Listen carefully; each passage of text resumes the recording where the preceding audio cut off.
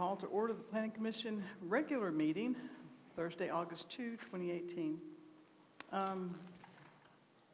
Dan, since we're so pitiful up here, if you want to move your things up, you're welcome to join us. I would love to. I know where I'm sitting.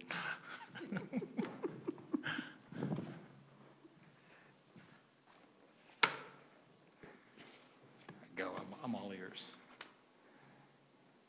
If you want to move down, that would be nice, thank you. Yeah, change your nameplate out so we don't call you by the wrong name. Okay, first up is the approval of the minutes of our July 2018 meeting. Has everyone had an opportunity to read them? Are there any corrections? So, would this be a time to bring up what I called you about today? I don't remember if the minutes mentioned specifically the changes. It mentions the changes that were made, and that's not one of them in that line. Okay. Correct. So, okay, do we have a motion? Move to accept. Do we have a second? Somebody? Second. Jason spoke, knew he would. Okay, all in favor? Aye. Aye.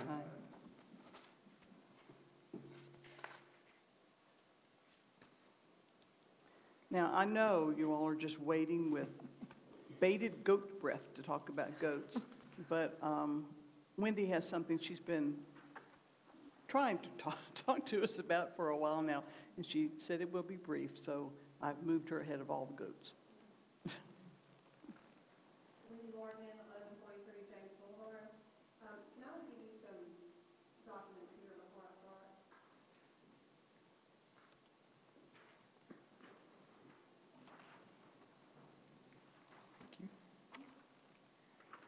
Thank you, ma'am.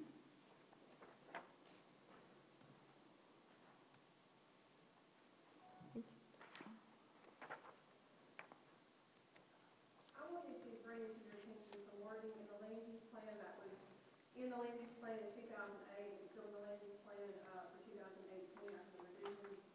And I believe that the verbiage in our land use plan in these two areas tripped us up a little bit when it came to the rezone request at Path and Albert.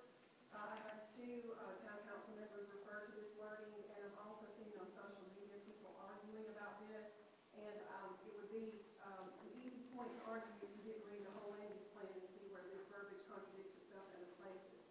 So if you'll turn to the second page. The second page of our land, on page 27, the paragraph where you see some words outlined, it talks about our current business nodes that we have. And I'm just going to read part of that where it says our three business nodes, so the three locations are near the intersection of Signal Mountain Boulevard and Mississippi Avenue, Ridgeway Avenue at Palisades Drive, and along Taft Highway between Coffin Way and the town limits near Albert Road. And just pay attention to where it says the town limits near Albert Road. Over here on page 49, the land use plan then goes and looks at those three specific business nodes individually. The title of the one at Taft Highway is Taft Highway at Coffin Way to the town limits. Now, where that tripped us up with the Albert Road is some people are thinking that this on page 49 was saying Taft Highway at Coffin Way to town limits was referring to the Albert Road side of Taft Highway. That side of the road, our town limits goes to James Boulevard. But if you didn't know that the verbiage on 27 existed, you would probably understand it a little bit better, because on the opposite side of Albert Road, the town limits are close to Albert Road on the opposite side of the road. But I think, to clear your confusion, this is Hall's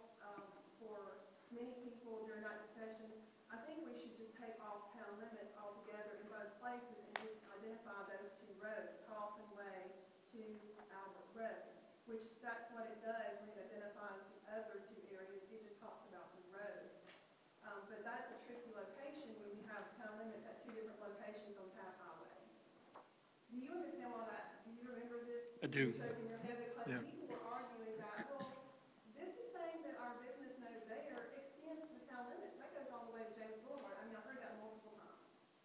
So that's not the case. The map shows that it's between Coffin and Albert Road, and that seems to be fueling the idea that, you know, we're not really expanding. Our current business node, if you don't look at the map and don't look at the other page, it already is between Coffin Lane and James Boulevard, which, you know, it's not, but So when you cross the road there, there is. on the other side, is it Miles where it ends? What can I say? When you cross across from the property we were looking at Albert Road, is the town limits on that side down at Miles? Right just past where Citizens Tri-County Bank is. So it's right there. There. The town limits crosses the highway, turns north, and runs up the right-of-way to Taft. So everything after Citizens Tri-County on the right is in Walden. Everything on the left after that, up to James Boulevard, is in. That's a good catch. Because that was confusing. Critically near Albert, but we're not thinking, because we're thinking Albert's on this side of the road, we're thinking that side of the road to James. So I think it messed us up in a couple of conversations and discussions we were having. I think it was confusing. So I just think we should just identify Coffin Way to Albert Road right there on that heading, and I think we should take out near the town limits on page 27 and just stick to the road. And I think that's more clear, and it's more accurate for the map. Thoughts? At the work session last week, that was part of the discussion. That was one of the things that came from the public input that we needed to change. And I believe that our discussion was, is there only 5 present there again? Yes, we need to do that, but let's have the whole planning commission together to make that decision. And that's part of the email I sent you this morning, Cheryl, Right. to look at moving forward with this very thing, because I think there is some confusion and contradiction there. So if you don't mind, we will hang on to this until such time that everyone else decides to show up. And why don't you leave them with Jennifer or Boyd, either one? Thank you. That would be good. And thank you. You want to talk about goats while you're up here? Is she the one who's going to do the goat yoga demonstration? The goat yoga, there you go. I know. I thought so. Okay. Hang on just a minute, making my notes. Got it. Goats. All Do we right. have anyone here that is, you want to, The element that you push that because the ones that have asked for this discussion are not here. okay. May I ask why? Not why they're not here, but why are we talking about goats? They have as residential lots go, a relatively large lot, but it is in LDR, and they would like to have the ability to have miniature goats, as others have requested as well. But these folks actually contacted Jennifer and asked to be on the agenda and initiate the discussion. Okay, we'll flip. How about the bike and pedestrian master plan?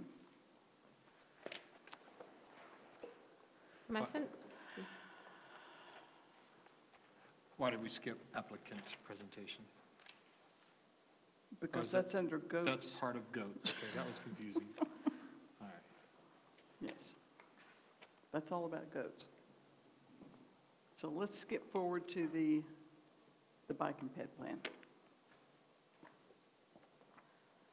After the last meeting, it was requested that I send out copies of the plan to the planning commissioners to review, with the ultimate intent being to recommend it to the town council for adoption. Did everyone take their opportunity to look through it? And once again, just cannot thank Jennifer enough for how professional this looks. Our humble beginnings on this were kind of, had me worried for a while, but she brought it all together just wonderfully. Well, Dan helped me with that a lot in terms of, Thank you, Dan. I don't know, magazine style standards that I was not aware of that were actually pretty easy to do and make it look a whole lot nicer. Well, it's great. Does anyone have any questions, comments?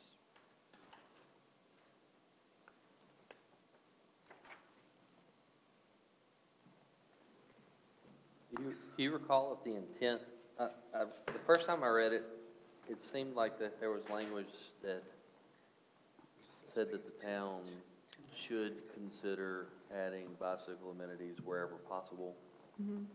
On the second read, I don't remember seeing that. It seems a little more straightforward than I perceived it the first time, in that essentially we're going after any available funds or grants to provide amenities, and it also seems fairly clear for new development to take that into consideration pretty heavy. My only comment was that if there was anywhere in here where we needed to touch the language where it says we should consider it, just go ahead and, instead of making that passive, make it active. Go ahead and, this is the guideline for which to consider. But unfortunately, I was late today, so on my second read, I couldn't find where I saw that sentence exactly. I'll see if I can find it quickly. Well, we're not voting on anything tonight. We have to pass it along to the council. Yeah. We don't have to pass it tonight.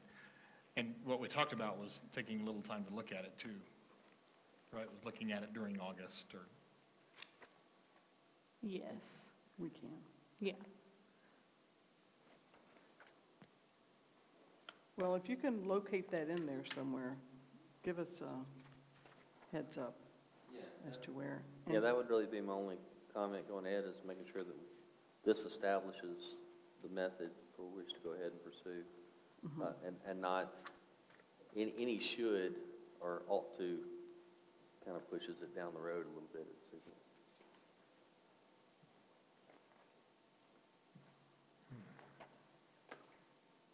Anyone else?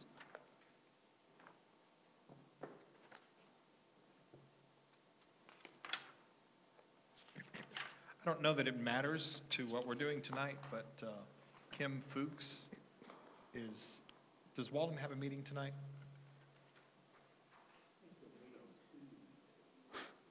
Maybe it was last night, is talking to Walden about a similar grant, a connectivity grant that's, are you familiar with that? That could potentially connect Walden to Signal with a sidewalk as well. The multimodal grant? Yeah, the multimodal grant. That, yes. So that's going on too. Yeah, my agency is writing it. Oh, And we're presenting them to the TPO, the Chattanooga TPO on Monday. okay. So that is, and it would connect to the multi-use path that's in the current Transportation Improvements Program document in the Signal portion of Taft Highway. So those two would connect near Albert Road if that got funded, which, I mean, it's a good project. So. That's great. I know. Exciting.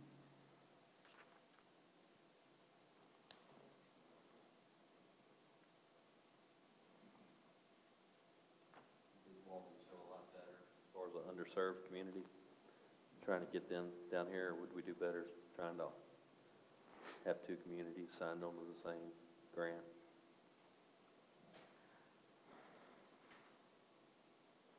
I mean, it just depends on the situation. In this case, Signal Mountain is also submitting a grant for a different project, so that would not work. Yeah. We have the one along the highway, we're submitting for one from James through this complex to the highway. They're submitting one at ours on the highway on out to them, so it is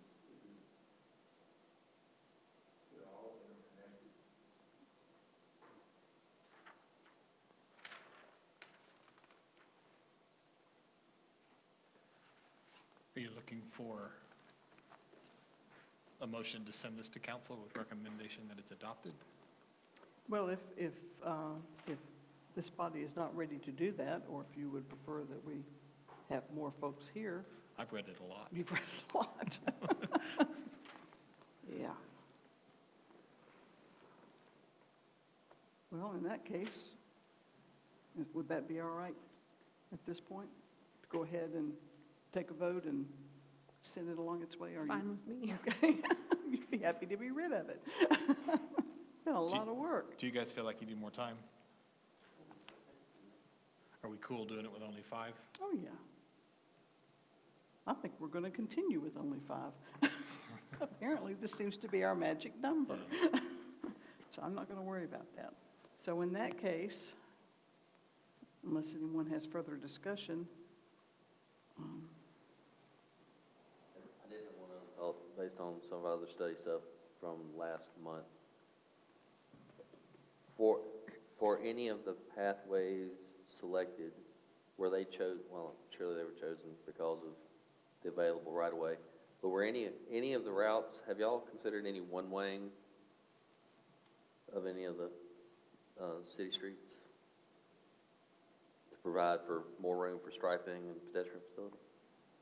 Not in depth, I think that came up once, just in terms of alternate traffic patterns and stuff like that. I don't think we really got into any conversion of streets or anything like that.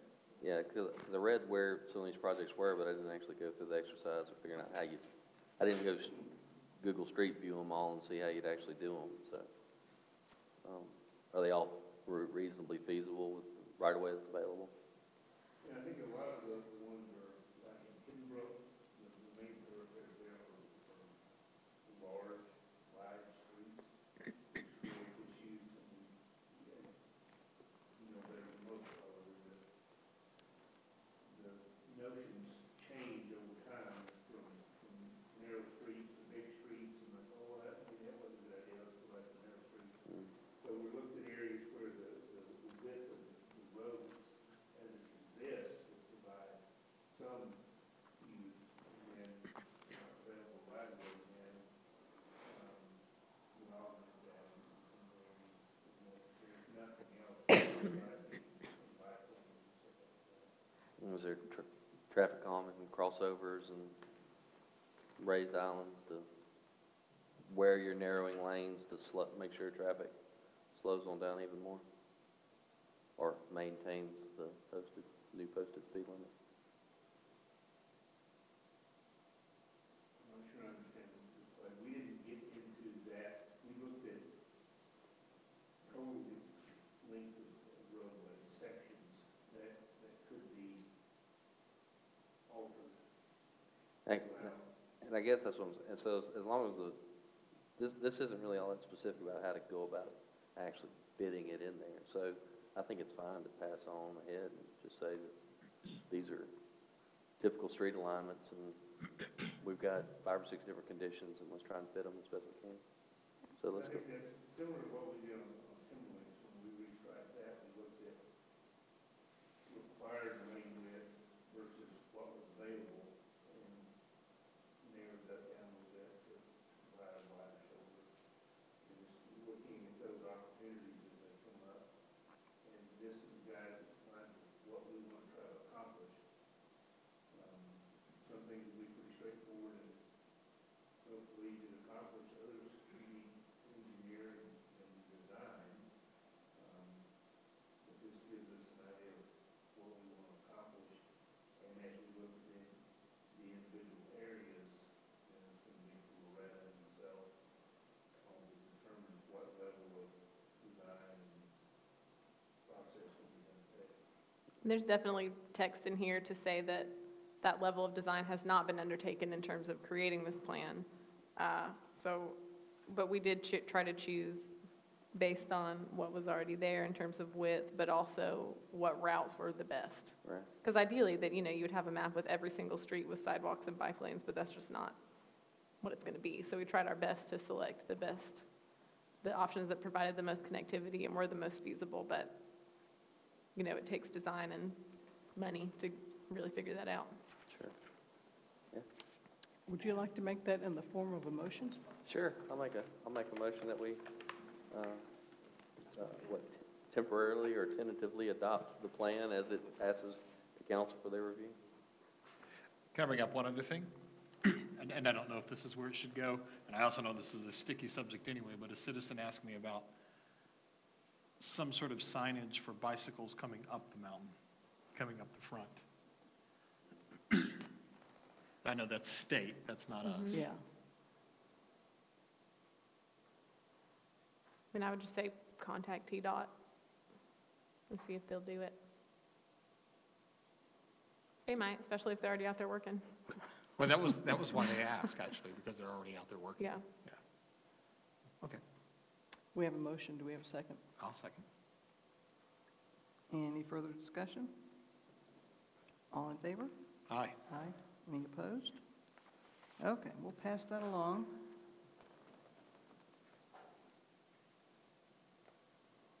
Well, since we still have no goat herders here, let's go on down to conservation subdivision regulations. Or goat herders, either one. Well, I know one property owner that's voting and then coming here, so if we're moving stuff around, we want to hit short-term rentals first. Okay. Been quite the evening for moving One things term. around. Yeah. Okay. We'll wait. Short-term rentals. Okay. Okay. So this is the final ordinance from out of Nashville? Have they approved and? Yes, that okay, part this is not- done. Okay.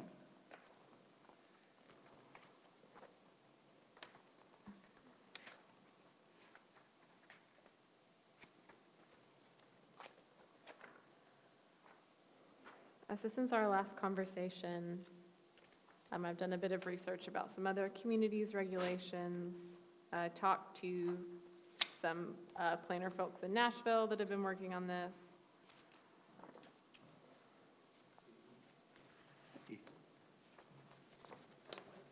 Yeah.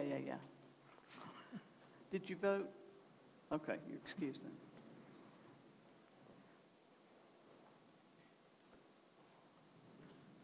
So in looking at the short-term rentals, I feel like some of the initial questions here, shown here in my review, the first questions that we need to consider is if you will allow owner-occupied, non-owner occupied, or neither type of short-term rental in the town.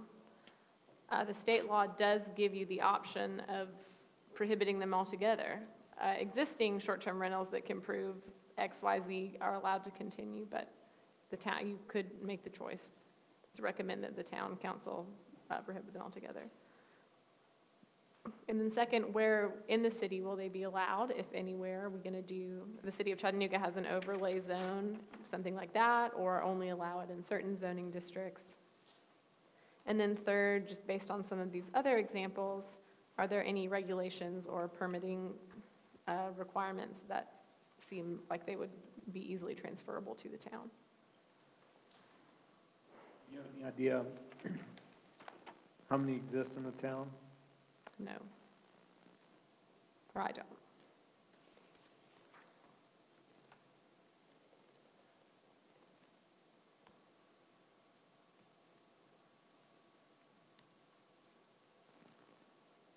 If we want to go into overview really quickly, Nashville's ordinance. Any short-term rental proprietor has to have a permit and renew it annually. When they apply for the permit, they have to show proof of various kinds of insurance. They have to prove that they have notified all adjacent property owners. They do not have to receive permission from the adjacent property owners, but they have to have told them. They have to have and identify a responsible party who's on call 24/7 when someone's using the short-term rental. If they're an owner-occupied unit, they have to provide proof of residence, an affidavit confirming that all their application information is true, and then proof that they are paying their taxes. And if it's your first permit, that would just be your regular property taxes, but if you are renewing your permit, you also have to prove that you're paying occupancy taxes to the state. And then the city has both owner-occupied and non-owner occupied short-term rentals. Do y'all understand the, okay. And then owner-occupieds are allowed in most of their residential districts. They're just considered sort of an accessory use. But non-owner occupied units are classified as a commercial use and are only allowed in higher density residential and mixed use or commercial zones. So they differentiate them in that way. And then they have several other requirements for the short-term rentals. The largest the house can be and still be rented out is 4 bedrooms, which I believe would be to deal with the biggest issue that came from that, which is sort of the non-owner occupied party house. And there is a maximum number of occupants, which is 2 times the number of sleeping rooms plus 4. I'm not sure how they got to that number, but that is the maximum occupancy. No stays are longer than 30 days. The individual property owner has to collect and make sure they're paying all their taxes. They're not allowed to provide any meals, no advertising signage. They have to have smoke alarms. And then if they get 3 or more violations or complaints to things like noise ordinances, their permit can be revoked. And there's an appeal process for that, and after a certain amount of time, you can apply again.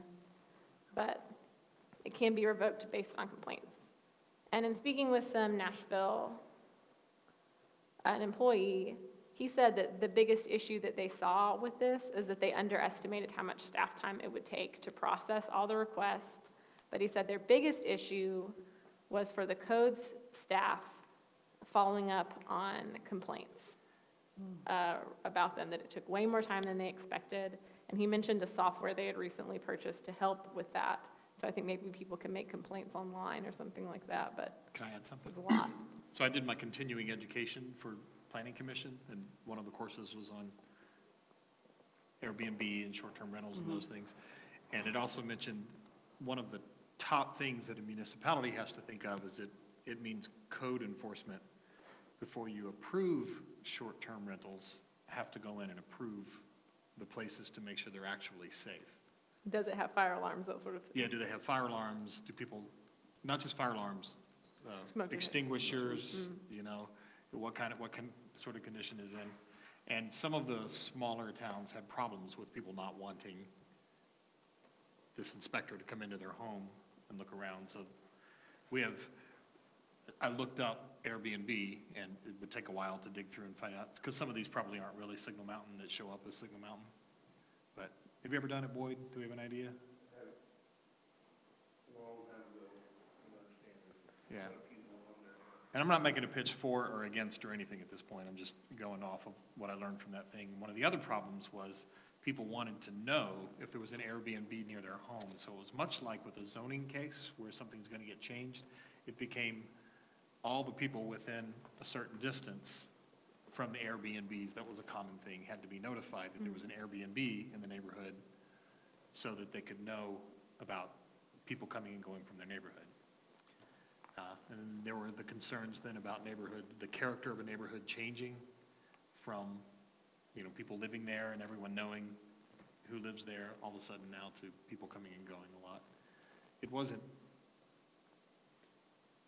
complicated. It's complicated. Would you have any complaints? Not in a while. We did have one where an adjacent property was large and very well landscaped, and the person nearby was actually advertising that as lovely walking trails.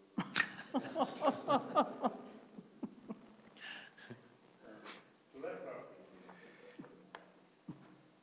we haven't had it in a while. Actually, interestingly enough, it's kind of like the Bill Hill time.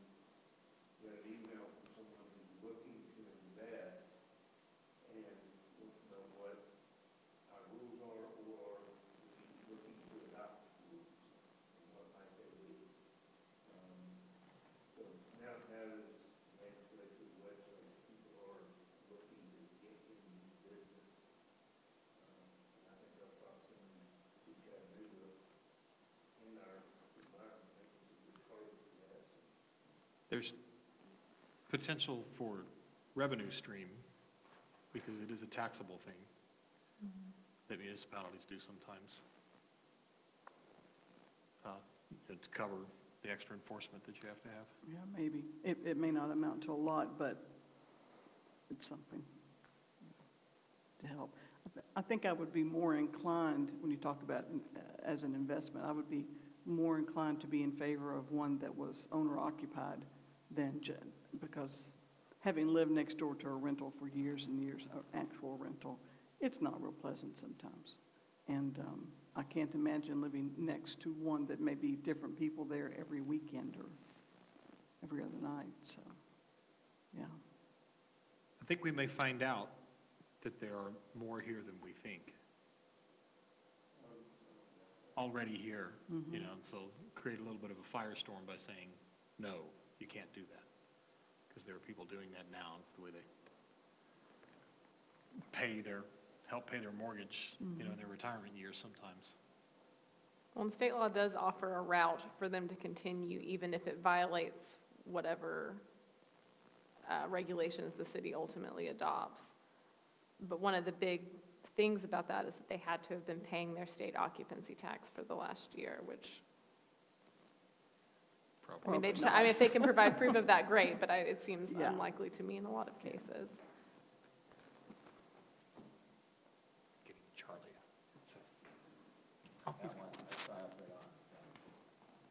About this? It won't work unless it's on your head. I don't know, No, who I can doesn't know talk how into to it. do that? I don't know how to put this thing up. And if y'all want to look at the other side of the spectrum in terms of partially allowing short-term rentals, is Lookout Mountain, Georgia. Their ordinance explicitly says we do not allow short-term vacation rentals, but they've come up with a different thing called home sharing. There's some very specific requirements for home sharing. It's allowed in their single-family residential district, but the owners must live there and they have to be actually present throughout anyone's stay. And the maximum time allowed for any stay is 7 days. And if you're going to participate in home sharing, you still have to get a business license and a permit from city council. And city council has limited it to only 15 permits a year. Like Nashville, they're not allowed to have any food or drink, and the owner must renew their permit every year. And then they have a maximum of 6 guests, and you cannot rent more than 2 bedrooms.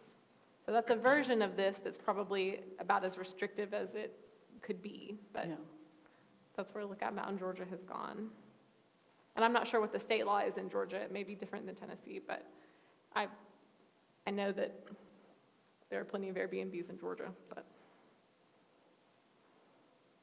All this is regulated on the front end. This is all, someone has to approach town and say, here's my taxes, here's my notices, here's what I'm doing.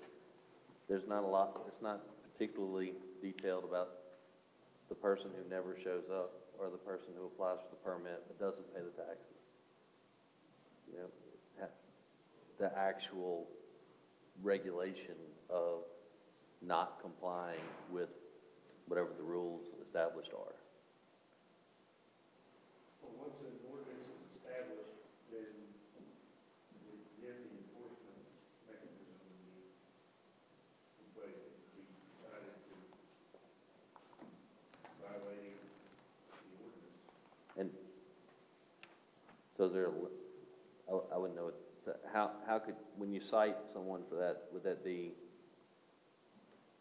a record with their like county taxes? They would know that they're currently in default, they've got an outstanding.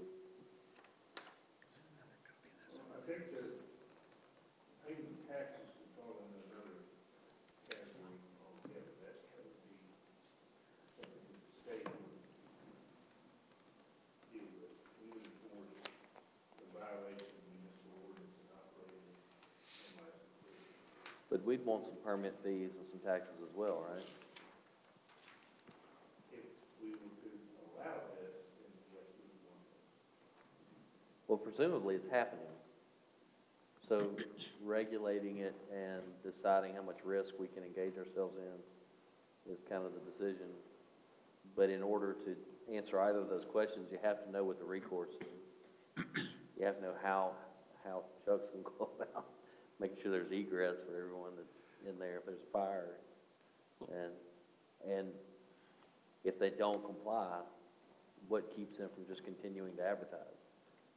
Because if it's just a citation that's sitting at City Hall and nothing that ever catches them in a more legal description of how they own or can access their property, I don't think they're, I can see someone doing this, never getting a permit, being cited, not caring, continuing to do it.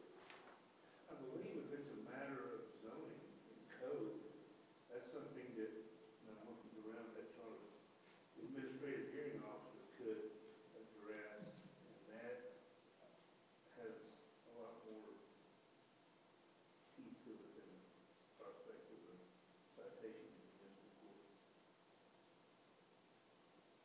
That part's true. If it's within the jurisdiction of the administrative hearing officer. If that's the case, then it would be basically an offense, a new offense every day that the violation continues, and the finding authority is significantly higher than the municipal citation. Airbnb will release Like people's records, specific, like rental, zip code, anything, what if they're releasing that data to I'm municipalities? betting not. I mean, you have a vetting process. Correct. But whether or not they would release information to him. Right. Yeah. Probably not. It'd be nice in their vetting process. I'll tell you what, you sign your house up. Not really. We'll find out all about the process at that point. Well, you can just add, And I think this really may be one of those that we need to answer what may be the most simple, but at the same time, the most difficult. Do we want to do it? That was what I was wondering. Well, we're already doing it. We just don't know that we're doing it. Well, people are doing it. Well, we as town is what I'm saying. Municipalities, that one of the things that's best for the citizens. And I guess I want to know, If the answer is no, then all the other is, Mhm. right, and is this a zoning issue? Is this how does this hit planning commission? I think it would be, just like bed and breakfast and guest houses are listed as permitted uses, and they're defined in zoning. I think it would go into zoning and say that if we allow these, then in these zones, even if it's all of them, that it is a permitted use, so if it becomes a zoning, change to zoning. But then beyond that, the restrictions for those who can do it, that would not be a planning commission thing. The standards could still be located in the zoning ordinance in terms of you have to have this kind of insurance and this kind of, Inspection, I mean, that could be in the zoning ordinance, yes, because it's how you're using your property. And there are other things, kind of like livestock, where it's in the zoning ordinance, it says you can do this in residential setting under these circumstances, or if you meet this criteria. So this would be a similar thing, that these are allowed, but here's the guidelines and the requirements.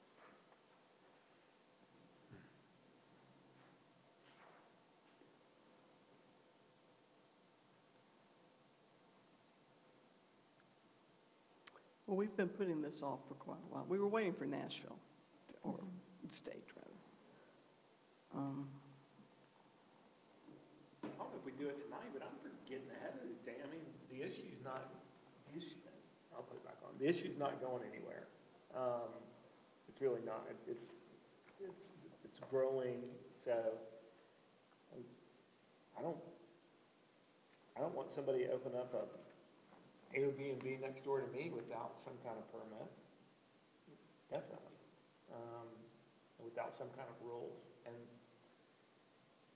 my subdivision covenants allow that it cannot happen, but clearly that's not everywhere on the mountain. And so, I mean, if we really think we put it on the agenda now since whatever date and kept putting it off, if it's something that's gonna happen, we feel like it is, then let's don't wait for there to be a problem, let's just put some regulation behind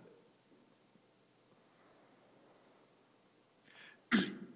I think that makes sense, but you can't, if you, we don't want to do on a local basis what happens on a national basis, is you put regulation on something, and then you don't provide the means to pay for it. Because if our code enforcement staff is maxed now, and you create more work for them, you haven't made it better. True? I think in most of the cases that I saw, a permit was required and a business license, which are both chargeable items, and if they're renewed annually, then you bring in funds off of it annually, but that's not that much in the grand scheme of things. But then depending, I don't know enough about the way the taxes break down to know how much, could be obtained from that, but Well, in your scenario, if you're looking at a situation where it would tax existing staff to be able to handle it, and with all the buildings going on, our guys are very good. If that's the case, and it requires additional staff, then right out of the gate, we're looking at salary, benefits, you're looking at a proposition of having to generate $60,000 just to break even for adding one staff. I don't see that as very high. So, That's why I think we have to be careful. to speak to your question, if that's the case, that's really what you have to look at, is any way to generate enough to offset the cost and manage. If we had a way of knowing that, I'm just going to take a guess. I bet there's between 15 and 25 here already in town right now. There's quite a few in Old Town. Folks have been doing this for a while. If that's all you got, if you got 5 a year, certainly you don't want to spend $60,000 to add. And if you Right. only have 5 a year, that's what we're talking. And Lookout Mountain's 15 permits a year, maybe why they did that. Because it allows you to control. When, on a recent trip, we stayed, it was in another country, but we stayed basically a setup like this for a little while. And it was very organized.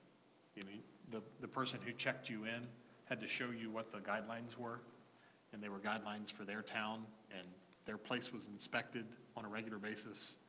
So, they showed you where the fire extinguishers were, what you needed to do in case of emergency, all the ways in and out. And so, they've been doing this for a long time. We're a long way from that here. We have none of that set up, and people aren't even, I think there's just going to be some pushback just from people saying, no, you're not going to come in my house and inspect, so that someone can come and stay in one bedroom. I don't think that's something that will be easily accepted here. There you go.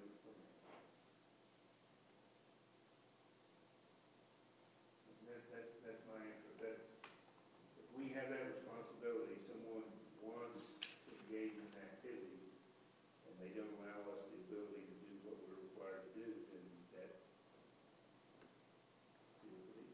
Well, I think you take a page out of the playbook from the city of Chattanooga, they've spent months and months and months on this, and I'm looking at their timeline, it doesn't have a inspection period. Citizen wishes to obtain a short-term rental, they fill out an application, they obtain a business license, they go to the LDO, get an application, proof of ownership. All the burden is on the applicant. And then it's administrative from there. And quite frankly, all I really care about in this whole thing is that if they act bad, then we can have a way to revoke the permit.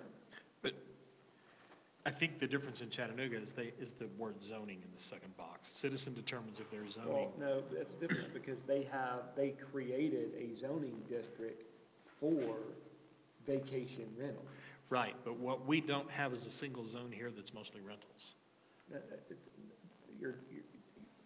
it's not that. They created in a area just like Signal Mountain in North Chattanooga. That's in the vacation rental overlay zone. Basically, the vacation rental overlay zone is whichever city council member agreed that they wanted it in their zone. And if a city council member didn't want it in their zone, then their district was out. So, Well, we don't have zones in our city council, and every neighborhood in Signal Mountain is a primary residential neighborhood. And I think in Chattanooga, you've got places that are not, do you know, Jennifer? I mean, what they chose as zones? Would you want your block, the street that you live on, to be a zone, and the next street over to not? That's my point.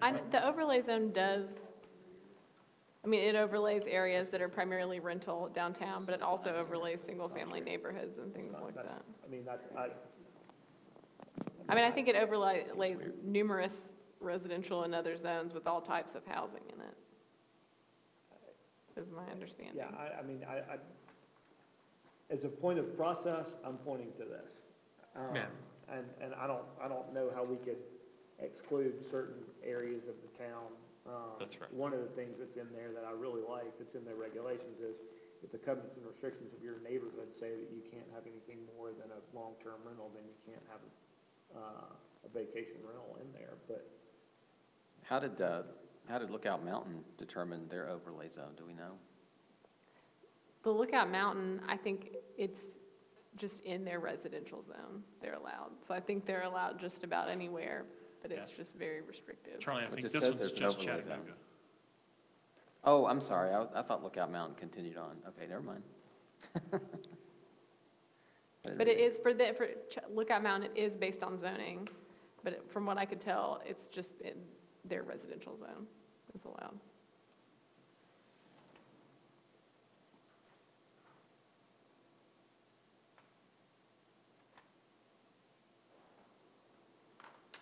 So what do you think? I don't think we can really compare ourselves to Chattanooga. I think Signal Mountain's so different from Chattanooga in this regard that we're more closely associated with Lookout Mountain. If we're going to do something, we probably should follow their lead than Chattanooga's lead. Chattanooga may have some things that are good, but I think we're more closely related to Lookout Mountain in that regard. And going back again to that training that I did last year, different towns did it differently in Lookout Mountain's way, maybe a hybrid of that if we're going to consider this, where people they have an application process that they have to go to, and neighbors can also, if I remember correctly, in one of them, they had to come before a planning commission. They had to ask that they be allowed to do it, and they had to notify people who lived within, it was like 500 feet or something of their home, so all the neighbors knew that this person was going to convert this to this. And I don't honestly remember if they were able to speak at a public hearing or not about it, but. that's all I care about, is that you can add all the rules in here that you want. The harder the better, as far as I'm concerned. But there needs to be a permit, and it needs to be revocable. That's the only thing I care about. Yeah. And I think it makes a lot of sense the way the city of Chattanooga did it, that it's not Chuck and these guys don't have to go out and inspect every year and all that stuff. That my point was that the city of Chattanooga's process, the burden is on the applicant. What would you think the likelihood is, or the number or percentage of rentals that happened in Chattanooga that did not follow this process last year? 100% before they, but then Okay, once they. After implementation. I don't know. I know that they have LDO was going, and they had a staff person at LDO finding all those people and sending them notification. Pay that person a small stipend to, We don't have LEO staff. that's what I was going to say. Is there a joint regional Your thing is upside down. staff that we can access? Now, the Lookout Mountain does more closely align with what we already have. We at least address the ability of folks to rent out rooms if they desire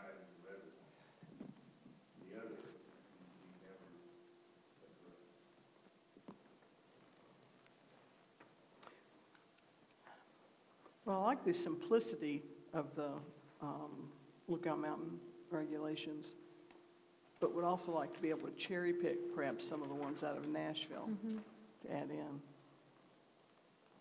The written notification, the homeowner's fire hazard and liability insurance, make all that part of the process too. That's, for me, as the person potentially writing these regulations, just going back to the three questions I have at the beginning of this. If they need to be allowed at all, is it going to be owner occupied, not owner occupied, both or neither, where it's going to be, and then what you're saying, some of the things that are preferable in terms of process. Right. 'Cause I feel like it might be best to get some kind of potential draft to work from, rather than just sort of circling around what could be in the regulations. Are we all agreed that we need something? Yeah. It's a good start. And honestly, people are asking. People are asking. It's not people Yeah. going, oh, I hope you guys don't do that. They want to know, how do I do it legally? So it's not like, but again, going back to, you could have, for instance, if Chattanooga made it very restrictive and there was overflow from Chattanooga, people wanting places to stay, you can change a neighborhood by having a lot of people go, hey, I can make a lot more money renting this out, Right. during tourist season than just living here. And you have to be careful about that as well. I think that's the big problem, is, you bought to live in a neighborhood, a single-family neighborhood, and then suddenly 3 of your neighbors are having new people come in every 5 days or whatever. I think that's not what people signed up for, what they intended. In places where they've made this hard, I just switched over to the next level of this, which is called couch surfing, which you can count. You're familiar with that? I mean, you can couch surf. There's all kinds of ways around it. In Vietnam, we call that mat and noodle. Really. So, works. I mean, there's a whole couch surfing network now where it's different from the bed and breakfast. You get a couch. Get a couch. But that's kind of like Lookout Mountain, because I guess the people are there, the owners are there when people are couch surfing, Yeah. I guess. Or you get a bedroom. So we have bed and breakfasts now that are different from Airbnb. Are they regulated differently in Signal Mountain? The one closest to me is not even supposed to be there, I think. They are regulated, They're not in low-density residential, they're not supposed to be, as I recall. Were they? I'm thinking I not, don't think, I have the regulations. Conflict, of course. I've talked about it several times, and it's just a matter of which direction you look at the page. We got, In low-density residential, you can have home occupations. And in home occupations, bed and breakfast and guest houses are listed as Okay. occupations. But because they are not specifically listed as acceptable uses in low-density residential, because of the verbiage in the code, it could be determined that they're excluded from, so it's both. Well, we need to fix that while we're fixing Yeah. this. Is there a licensing procedure or permit procedure for bed and breakfast? Well, yeah, that needs to be, yeah. And where that happens is the home occupation, it's in the definition section of what home occupation is, which includes home occupations that happen in these various different circumstances. Those circumstances are not listed in the zoning, then the definition is not applicable, unless the definition overlays many different situations, of which there's some applicable in some zoning areas and some applicable in others. Just because the definition covers all, it doesn't mean that it carries any authority to prescribe the use in the zoning. But evidently, that's just the way I look at the page. And it does appear that bed and breakfast are required to get a permit from, a special permit from town council. there's also a guest house.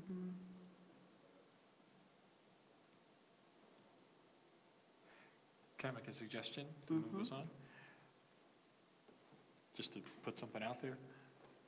Jennifer, could you try to put something together that's a hybrid of what Lookout Mountain does for us, that maybe at the same time straightens out? Because if you have a guest house, that's basically this same thing. If you're renting it out as a short-term rental, it's a short-term rental, right? Unless it's a full-time rental. It would be considered owner-occupied instead of non-owner-occupied. Well, and I don't guess know. that's my question is, because owner-occupied doesn't have to mean that the owner is on site for the 2 or 3 days that the renters are staying there. So I guess my question would be, do y'all want something to be written where the owner has to be present throughout the stay or not? I think it's pretty clear that owner-occupied is the preference no matter what, no non-home Yeah. owner-occupied. And I think that makes perfect sense for Signal Mountain. But do you want the owners to have to be present during the stay? Well, I just want to clarify, present could be if somebody has a house here and a guest house back here, the owner doesn't have to be in the guest house, Just on the property, just on the property. yeah. I think having the owners on site throughout the stay hopefully would avoid some of the issues that might arise with noise and parking. Yeah. You'd want to stay away from responsible party as opposed to owner-occupied, right? You don't want a 16-year-old doing that? Okay. Somebody wants to rent their house out for the summer. Is that a short-term rental? That's my question. No, if And it's it- over 30 days, it's a long-term rental. Yeah, most of these, the ordinances do limit it to 30 days or even less.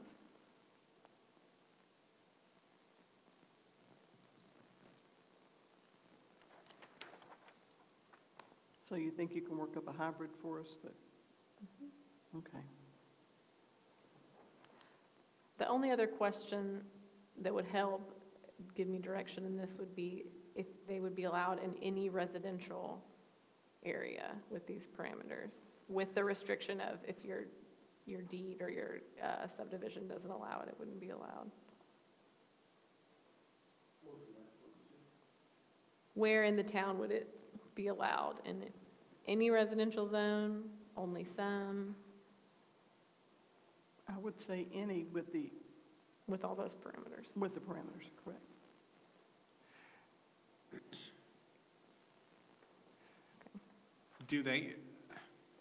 How do you feel about, do neighbors get some say in this? I was just thinking about that. I mean, you wouldn't want one neighbor to be able to block this process because that neighbor hates you and just wants to put a kibosh on anything you do. But maybe if you're going to have some neighbors have input, Yeah. they should have, more than just one. Part of the reasoning and the stuff I read last year was people wanted to know if there were going to be transients basically staying in this thing next to them, they at least have the right to know that they need to watch because the people staying here aren't people you're familiar with. And that's why the notification to, all the surrounding properties that this is a rental, seems like that at least needs to be in there. That seems fair. Notification, but not permission. Right. In the Nashville example, it didn't explicitly go into what that means, but you have to provide proof that you've done that. And I don't know if that's, a notarized statement or just a signed statement or, yeah. A picture of you smiling with your neighbor, that everything's fine. I think it was the Scarlet Letter. It was one of those anyway. It's a shirt you have to wear. That'd be just, as opposed to distance, all adjoining property owners? Or Nashville, I think, is a space thing. Do you recall? I thought it was all adjoining property Is it? owners. Okay. To me, the issue is the property owner, did they need to measure 500 feet from their property line Yeah. and determine, that seems kind of difficult.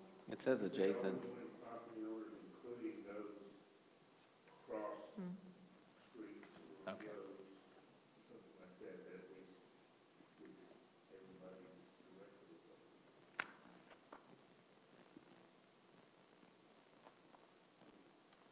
Why don't we let Jennifer take a stab at it and see what comes up?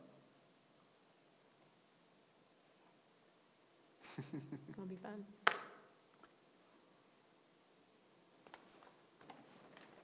Okay.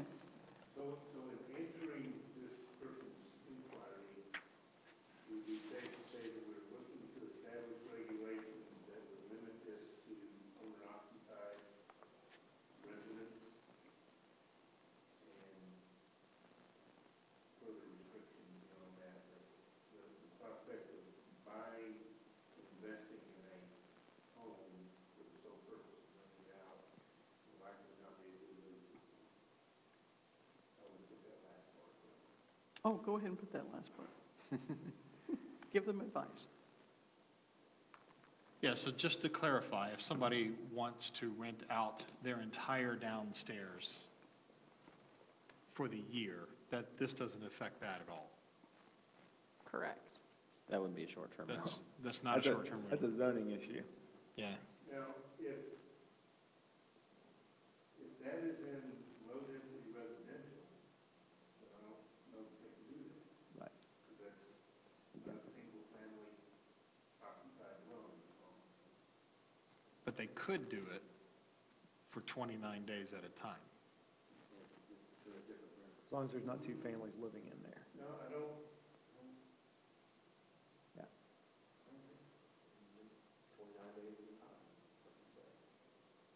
Well, that's the whole thing with, I mean, what you're arguing is, that's the whole thing with this thing. It goes against zoning. And that's, I mean, that's the problem, is you have R1 zoning or LDR zoning or whatever, and now all of a sudden you can have a business there, and you can have, you know, mine and your family go and stay for a weekend, and it's a vacation rental, and it's like taxis and Uber, you know, that you have to go, I mean, if you want to do it, you have to go have a set of rules, because it's out there. And so your scenario, though correct, and if you look in the zoning code and all that stuff, but I mean, there's not necessarily a right answer, and that's why you've got to do something like this to be able to provide that answer. If you're going to rent your house on a short-term basis for 29 days or less, then you have to follow this set of rules. So it's frustrating. I mean, because yes, if I'm renting my house right now for the weekend, and I have a low-density residential house, I'm breaking the rules. But because this exists, and it's bigger than regulation, then you have to have a step to regulate it. So I think we're doing the right thing. Okay. We still have no goat person here, is that correct? You're not here for goats, right? We have landowners here. You want to talk about goats? Everyone who comes tonight gets a goat. Hey, can I ask you a question before we go to the next Sure. topic? We sent these two guys letters to Yes, be we here did. tonight. Yes, we did. And we're going to be looking at this document right here that has recommendations. Do you have a copy of it? Mind if I hand them that? Please. There's an extra set right here that's in this packet. I don't know where it is in there.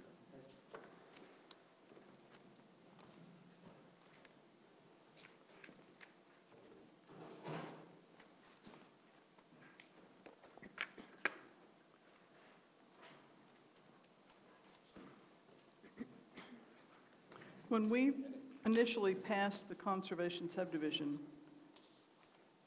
regs, when we were writing those up, as often happens with documents like that, until they're actually in use, sometimes you don't see the problems, the things that you may have left out, things that you need to tighten up. And so that's what we're attempting to do now with some of these changes.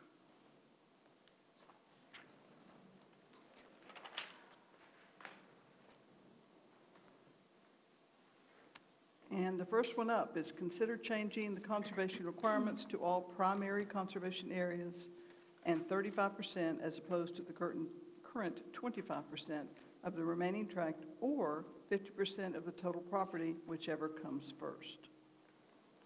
You want to So, go into yeah. rationale? So our current requirement is that all primary conservation areas plus 25% of the additional tract have to be conserved. And in some cases, that can mean only 25% is conserved if there's no primary conservation areas. But in other cases that we've seen, that could mean 60 to 70% of the tract is required to be conserved. So my concern there is that you end up removing the incentive for a conservation subdivision by having an overly burdensome conservation requirement.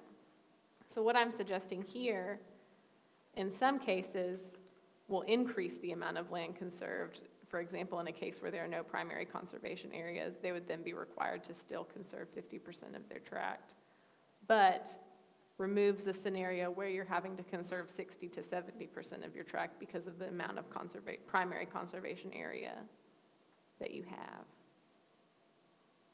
So this creates a scenario, excuse me, I said that wrong. If there's no primary, under what I just said, if there's no primary conservation area, you're being required to conserve 35% of your property as opposed to 25%. But if you have a ton of primary conservation area, you're not being required to conserve more than 50% of your property. So What's primary, define that primary conservation? it's defined in the subdivision regulations as areas of over 25% slope, streams and wetlands. Those are the big ones, but there may be, I think there are one or two All other the things. buffer areas. Yeah, and their associated buffers, yeah. Didn't we run into an issue with that, I forget what it's called now, the one by Thrasher, where they were putting their, what's it, Danbury, Danbury. yeah. They were putting their lines for Their the septic septic lines. tank in the conservation area. That was, I think that was proposed at the beginning, but right now you cannot have your septic field lines in the conservation area. Danbury's on sewer. Yeah, and Yeah, now Danbury's. yeah, okay. But I think that was a had question come at up. some point in Yeah. at the early Yeah. part of the process. Yeah. So that's the first change I'm suggesting. I think it will help, in some cases, conserve more, but then in other cases, make conservation subdivisions still an attractive option if you have a kind of wonky piece of property. What if a site naturally is greater than 50%? Primary. Primary conservation area. So that would be the downside. If this was passed as I am writing it now, they would only have to conserve 50% of that property and not more, meaning that some of that steep slope or whatever it was would be on the individual lots. They could sell the timber off of it down to 50%. Yes.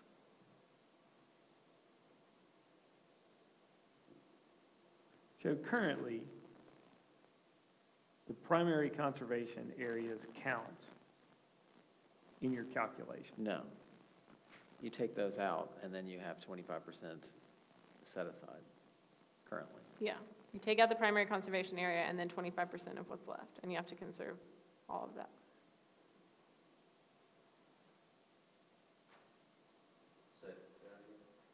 You have The to, primary conservation area. and that has to be conserved, And then the remaining portion, 25% of 25%. that.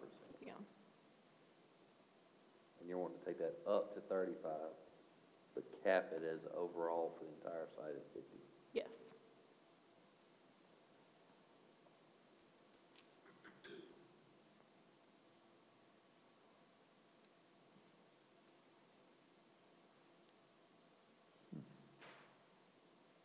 I think the comment to worry about clear cutting the trees, people generally, they want the trees because they want people to want to buy the houses they're building.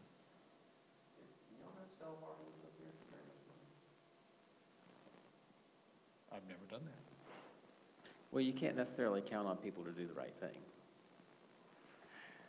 I mean, you would think that people would want to have the trees there, but then you can't necessarily count on that to happen every time. 125 acres on Lower Road foreclosed in Mississippi. They went in and clear cut the entire thing, took the cash from it and just let it go back to the bank.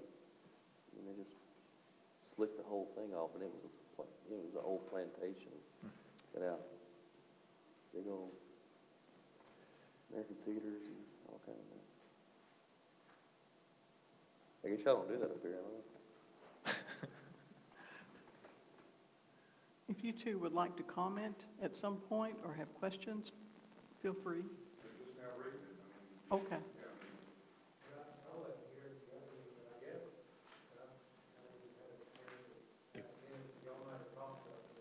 If they don't come to the mic, it won't be on the recording. Oh, yeah, come up to the mic if you would. Just for the record, this is the first time we've just seen this as well. Yeah, we didn't discuss it at the last meeting. Okay, and I guess, my question is, why? Why? What's the reason for this if you've already got primary conservation areas, and then whatever is left that's good buildable lots for homes, for neighborhoods, you're then asking to set aside 1/4 of that land for even more conservation. This is all not on Shasta Ridge. I mean, you go walk the trails, we all know what they look like, so you get the feel for them. I'm just wondering why in the world are you wanting to increase that set aside another 50% from 25 to 35%? Why? What's the rationale? I think this protects you more when you do have a primary conservation area. It allows you to then be capped at 50%. I mean, if you have a site that's heavily sloped and otherwise inaccessible, you kind of want to count as much of that as possible, so then you don't get as close to 50% of the parcel as you can. I also think that when we had those charrettes for the land use plan, the biggest thing that the residents of this town said is that they want more conservation, essentially. They want more tree cover. They moved here for the trees and the minimal development. So we're doing what the people want, basically. If they live here from neighborhood and live, that's what y'all were talking about, why it's so important, for you not to have a B&B, Airbnb, right next door, they come here for their neighborhood. Well, you can read the charrettes. Are they on the town website? When they were putting the stickers up there where our property is, that's where they said, yes, residential development. Well, this doesn't say you can't develop it residentially, okay? Natural resource conservation was the number one comment, and I think the basis is for conservation, and then just the payoff is smaller lot sizes.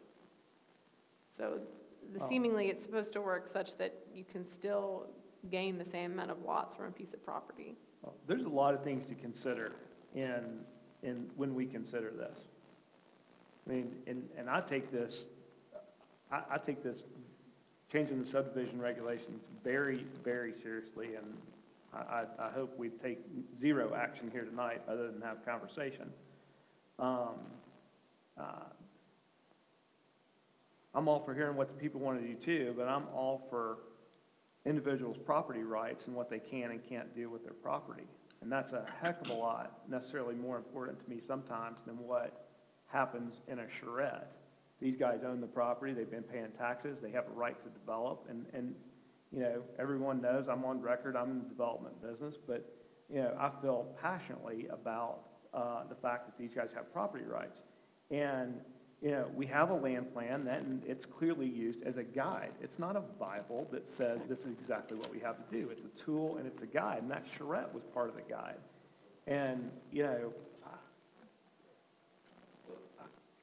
let me finish. Some of these things I think may actually, some of these things I think are very worthy comments, but I would like to really slow this down, and before we make changes to the subdivision regulations, I want to understand what it does to major landowners. And we're in a small town that's landlocked. There's only 3. Glenn and Tom Baird, Jay Bell, and Jim O'Kelly. It's 3 people, 3 families. So, you know, as I read this, it took me, I've read it about 15 times. And, you know, the first time I read it, I was like, no, that doesn't sound good. And then the more I think about it, I was like, you know, it may make sense. But we're talking about a finite piece of property. I think we ought to give either Jennifer and her staff or these families time to understand what that does to them. Well, considering it took us 8 years to pass the subdivision regs and get through them, you know, our intention was not to push anything through right now. It was just to start the conversation. Okay.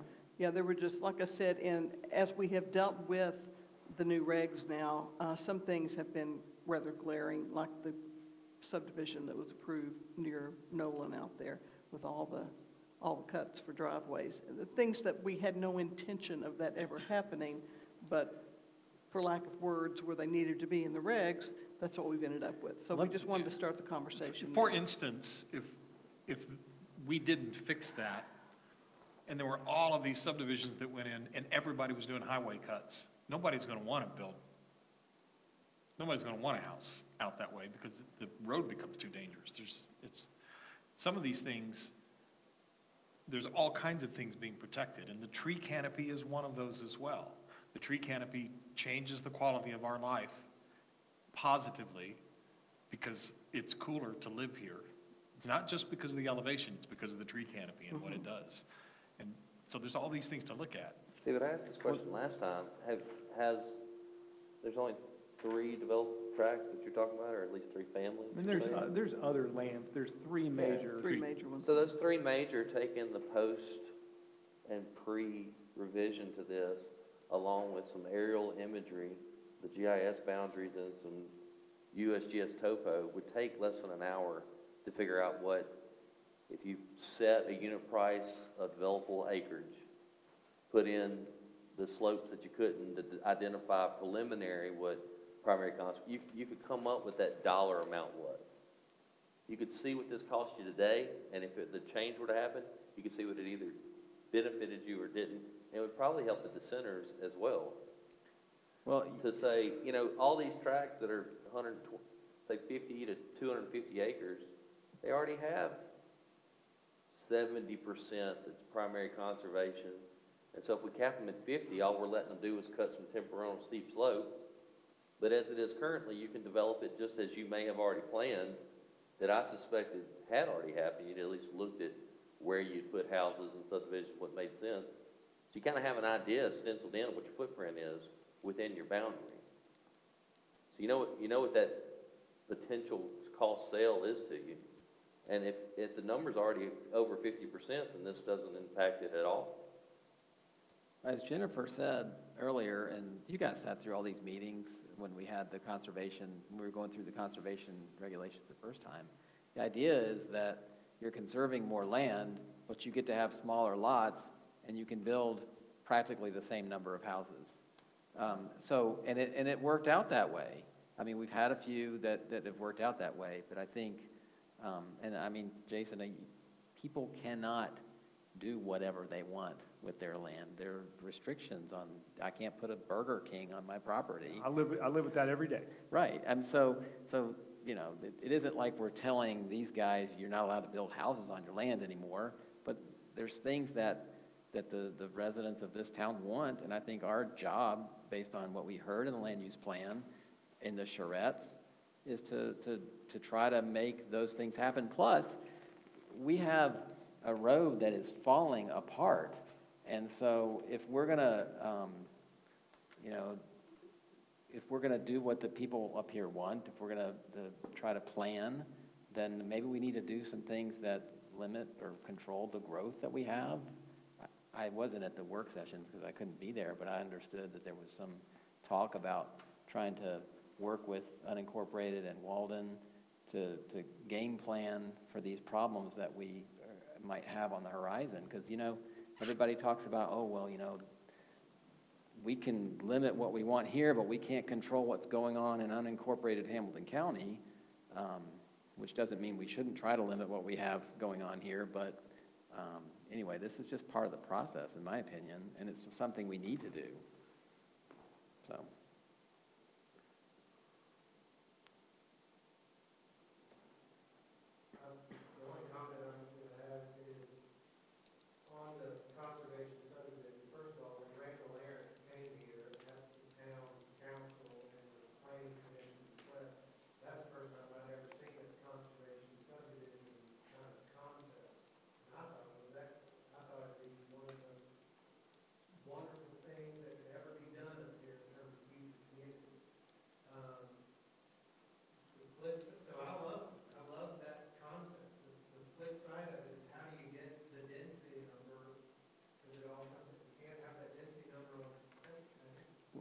if you looked into conservation subdivisions, you might find that ours is on the low end of the spectrum in terms of the set-aside amount.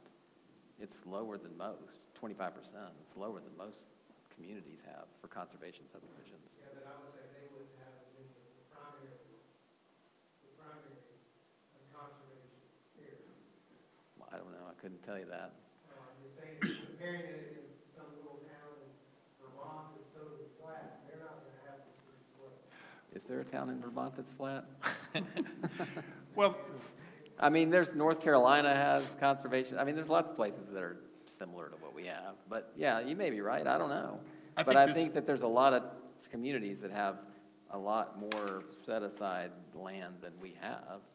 But that is, but to get the density, you gotta deal with the, you gotta have some type of a sewer system, right? or different types of septic systems. There are things other than a bunch of individual septic systems. There are step systems that work as well. Well, they pump to lagoons in some cases as well. Yes. Okay, so the only fish, from what I hear you say, you want to preserve the streams and all that, the only way we're going to fix this is fix our sewer system. Yes. I think that's the thing that has to be done, yes. So now, and I noticed last week you were saying that anything out there has to be developed in the conservation subdivision regulation. That was discussed last week, correct? It is one of my suggestions. Okay, there you go. But So that, now you're going to require us to do this, but we're not going to have any sewer to do it with. Well, I got some comments when that bullet comes up. I've done quite a bit of reading. I talked to Mark Harrison today about that, so. Mark Harrison, It's over WWTA. WWTA. Yeah, there's a bullet here at the fifth sentence, or bold statement coming up, so we'll discuss that when it comes up here in a minute. And Cheryl, we fought hard to get what we got. You said. I remember. We were there every meeting. Mhm. We found, I mean, you know, I think we worked together to get where we are. We Now did. you come back before we even done anything, you want to change it. Well, we're discussing, not saying that we're going to, but we just want to tie up some loose ends. We want to make sure that our intent proves through when someone comes before us, and we don't end up with some of these smaller conservation subdivisions that are they just fly in the face of our original intent. I think Cheryl made a good point. I mean, you have a regulation or you change something, you see how it plays in real life, and then you need to make some tweaks and changes to it. Yeah. I think that's how, reasonable to expect. Well, I said we go out and we spend $50,000 of my price and say, do us a yield analysis on our lots under current regulation, and he comes back and says, okay, you can have 100 lots. And then I said, do it under this proposal. He comes back and says, well, you only have 75 lots. Then what? I think that's exactly the case. If you've got a parcel who, in a conventional subdivision, is more easily applied than in this case, then that would be the selection that you take. The benefit that you get here, and I think what Jennifer's fixed, is that she's reducing the total burden, and it feels like currently the wording is implied for mainly those parcels that have a primary conservation area. She's setting a cap on that, because if prior to that, it was just an overall percentage of the whole thing, you may greatly exceed 50% of your property not being accessed. Now this sets a cap on that. If you have no primary conservation, I would think if you have no primary conservation, then a conventional subdivision is likely the most Which you can do. as it feasible to exists. build. Mm-hmm. But I mean, again, that's one more row of the case study. Pre-conservation, post-conservation, conventional. Our 36 acres to the north side of the road, it's flat, it's got no steep slopes, it's got good dirt, which got a gas line in some little portion of it. Okay, so is that going to be subject to, when I hear you say that you're going to require any subdivision to be conservation subdivision, is that going to be, that property going to be, we're not going to have the option, which I hear her proposal is, we're not going to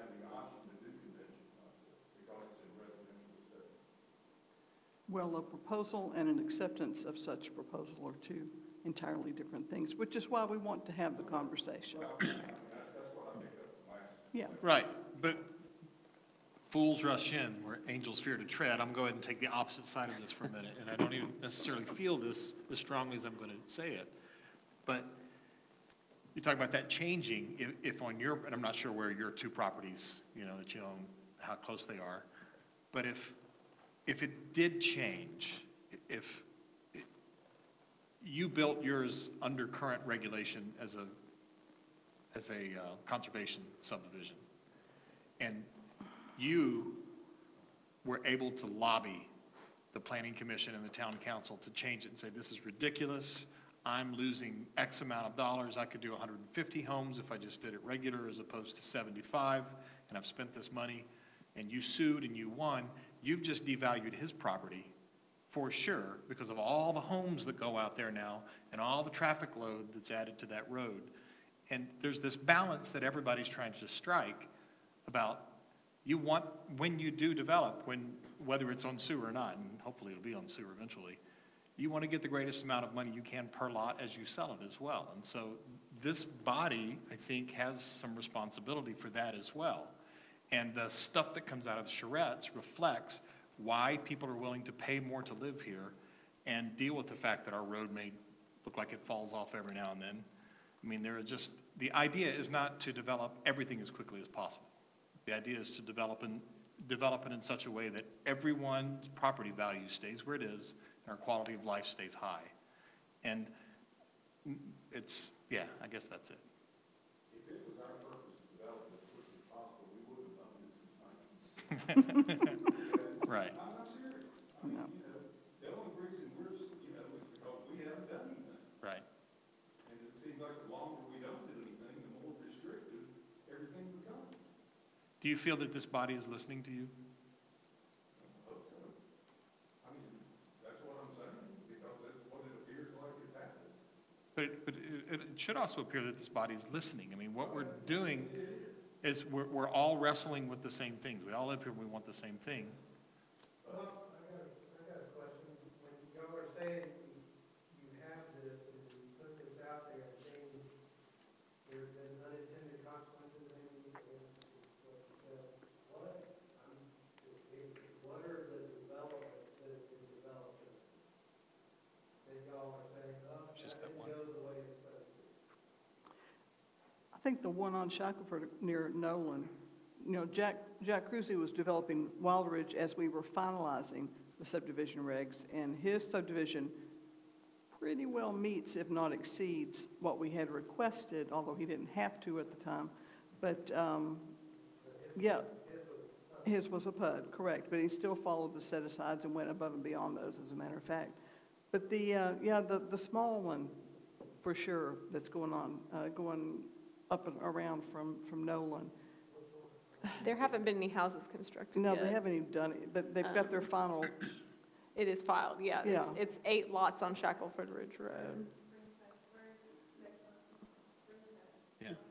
Yes. If you're going from Timberlinks, you don't take a left from the high school, and it's that land on the left, right past there. It's, I mean, it's, what is it, 5 lots, 6 8. lots, something like? eight lots. I mean, And the problem is because they're all cut off the road. Mm-hmm, They're all going to cut. yeah, Right. That's under conservation subdivision? yeah. They preserved about over 60% of the back half of the property. That's And so because. that's, yeah. And here we have this thing with it. So if you want to know why we're looking at it, there's the why. It's like, okay, that didn't work. Well, I think the same thing with that Danbury too. And Danbury, One of yeah. them. But I would just caution you, if you're looking at that, I would encourage you to look at, that's what, you need to compare the land that's left, and don't go on what these guys are doing. Which, And just say, well, that applies over here, because you're talking two totally different properties. Right. which I right. think speaks to what Jamie said earlier. I mean, we ought to be able, I like what you to get very specific about the land that's there. Mhm. And, I mean, you could write, I don't know, maybe, we have so little large lots left. It seems like you could easily write the code so that it works with what you have. I mean, but who's to say that the Bairds don't take their lot, cut it in half and sell half of it to somebody who then wants to develop in a different way than they do? I mean, Well- just because we have three owners of the big pieces of land doesn't mean that at the end of the day, only 3 people are going to develop that property. Yeah, that means nothing. It also doesn't mean that the same 3 people that are sitting here are going to develop the property 5 years from now, or even 1 year from now. You guys could say, hey, I'm going to sell my property to, Joe Schmo who But- wants to put up 1,000 homes. I mean, But it does matter because of the actual topography of the land and what you can do with the land that you own. Sure. You just can't base it on the people that we have here and the land as it currently exists, because that may not be what ultimately gets developed. It's not about people, but if it's Say about anything. topography and ingress and egress, the natural features of it and how the whole thing can work out. I'm curious to see what the WWTA has Yeah, skip ahead. So that's a question that I have with the way this draft says, allow septic fields, field lines, and conservation lands. First off, it says if some type of alternative septic system is used. I think it ought to be any septic. And it could not take up more than 25% of the conservation land. I like trees removed can be replaced somewhere else because that makes sense. But where it can only take up no more than 25% in the current zoning ordinance, playing fields are not allowed to take up more than 50%. Playing fields are awesome infiltration sites. If you have a nice flat area, hopefully you've got some, soils that have been laid in there that actually infiltrate. And so it seems like it would make, no, it doesn't look like that. It appears that we would have our greatest benefit of receiving conservation subdivision if we made the septic issue easier to comply with. And yeah, that was my alternative purpose systems, for we talk this. about STEP all the time. STEP, it generally connects to a municipality. It just reduces your load a little bit, you clarify a bit, drop it out, but you're still pumping out to something. So a STEP's not great because you still have individual 2 tanks and pumps for each site. However, the one big advantage to steps, if you can do it, is it's a 3-inch pipe. I think it's a 3-inch pipe that bends. It doesn't have to go as deeply in the ground. It can go around rocks and doesn't require blasting. And one of the things that the engineer at one of those site walks, I don't remember who the engineer was, he said he's surprised that it hasn't caught on here yet because developers, it's actually better for them because the homeowner pays for the cost of the pump. There's not a whole lot of trees that have to come down. I mean, yes and no. I mean, I can tell you the WWTA is not going to take any more step systems. They can't stand them, and the homeowner pays for the cost of the pump. I live on a step system. I've put a ton of them in, but then the WWTA takes it over from there, and it's a nightmare. I mean, it's... And by the time you paid for that, you can, not much more equipment in a centralized location, if there's some way to make these community receptacles and consolidate the drain field and let the drain, I mean, it all depends, I mean, the whole design and approval is what's going to be the controlling component. I don't think it has to be the land use, because, I mean, you're going to have to, you don't need to build a road over it, you got to be able to access it. The conservation area has to be susceptible, or otherwise you've got to have the right kind of vegetation so that you could place enough fill and impermeable barriers and wells that make sense. But I think restricting it with playing fields and what can be used in the conservation area, if it's a stream, you've got an issue anyway. But when you go to designing your systems to try and make them as desirable as possible, because they're already going to be more expensive because nobody wants to build them or mess with them, take the time to do the investigation. However, if you do, you can considerably drop maintenance and may potentially even improve the overall water quality and the function of the development if you'll take the time to go through it. But that's coming from an engineer, and almost nobody ever listens to us. Because you're hard to understand. Okay, can I ask a question? How many estimated sites do we have that are 20 acres or less to be developed inside the town? Are you looking at that second? I'm just saying that we started this whole conversation because of this one deal over on Shackelford Ridge Road. And then you're saying that the conservation subdivision regulations, there's trouble with these smaller lots. And I'm not saying, I don't think I would be an advocate maybe for changing it until I understood more about it, but I'm just wondering what the impact is. Well, I don't know offhand how many there are, but there could potentially be more. I mean, anyone with a larger piece of property has the ability to make it smaller pieces of property. I mean, I can't say exactly how many it would be, but that comment was, that recommendation to have a minimum lot size of 20 acres was there to address some of the issues that were brought up as part of the Shackelford Ridge and the Danbury. And our only issue with Shackelford Ridge was curb cuts, right? Was there anything else? There was a flag lot, there was a weird flag lot back there. Well, yeah, I ended up with a flag lot and all the curb cuts, and just not the cohesive, it's just hard to call something a subdivision if everybody's got their own driveway onto a main road, you know? It's more like individuals building homes on a main In my mind, road. that's the simplest form of a No. subdivision. I mean, Don't have to build a road. You don't have to build a road, that's true. It did because it met the current requirements of the subdivision regs. Yeah. Anything that you can do on your land legally, doesn't matter if we approve it or not. I mean, you can do it, so.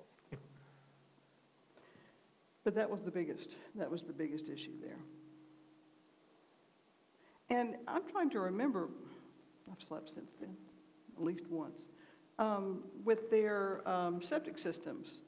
Did we allow their secondary septic to go into the conservation No. lands? We did not. They're about as squished into those lots as they As they could could be. possibly be, yeah. Okay.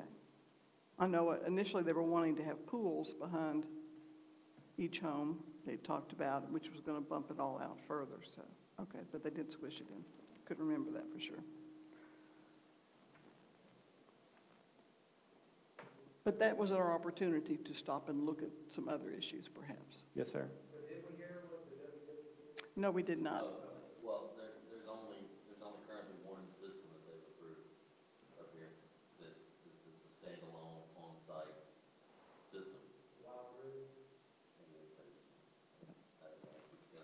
Must be. But the point was, when I started reading through the design components of what it would take to actually implement some of those, I read a few different states' implementation plans. That's similar to how these rules are written. It's still all case by case. It's trying to draw a line in the sand, but it's still got to be case by case. So the point was, they're not. We're doing this. We always say, oh, you can't connect the sewer, so you can't have a subdivision. That's not Take the case. pin away. Jason, we got to put the pin on the table. Oh, I'm sorry. I'm just saying that we got to put the pin on the table. All I hear is click, click, click, click, click, click, click. You've been outed. Well, if I didn't have to wear this damn Here, take this microphone. and play with this. It's silent. It's quiet. I can't help it. I know. Yeah, so we can develop here. We just need to be more mindful of what our runoff's doing and actually do some investigation on our property and know what we're trying to put in. And I have a bad issue that you can't take up more than 25% of your conservation land. Now, granted, you're going to have to plan around trees and rocks and bend and everything else, but heck, man, if you've got 50% of your property and it's not a rocky slope, then by all means, use that dirt and infiltrate where you can. So saying we don't have sewer, I mean, what better way to fix our sewer problem than to quit trying to send it down the hill? Well, that side of the hill, we'll send it off this side. I'll say again, I started by saying, I don't know why we would change anything without some kind of study to know what the impact would be, positive or negative. for next meeting. Yeah. That's what I You heard. don't, I'm the last person you want to draft it.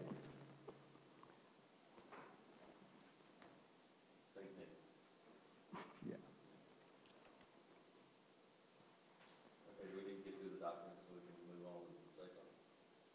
For, Well, I talked about two of them, so somebody talked about requiring replacement of trees.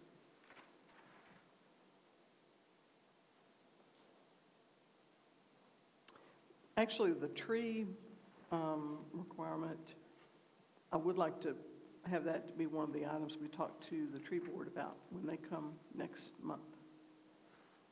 So if anyone has any comments on that, we can certainly add them to it, but I would like to get their input on that.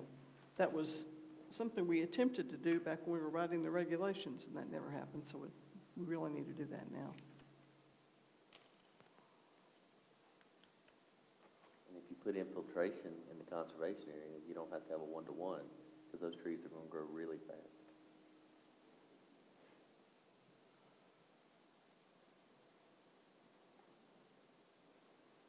Why don't you take the last one? That was where the biggest point of contention was. What's that?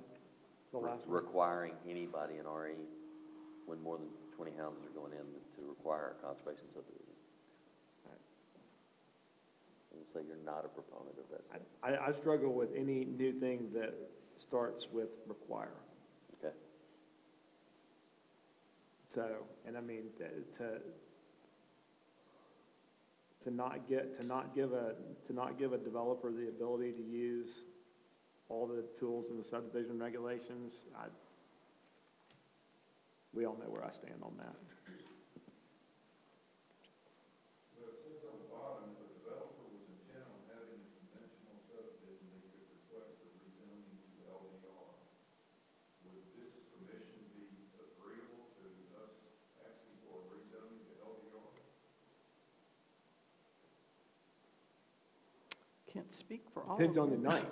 Yeah. I mean, but right now, you have the ability, the way I understand it, you have the ability to develop your property with conservation, under a conservation subdivision or under the standard sub guidelines.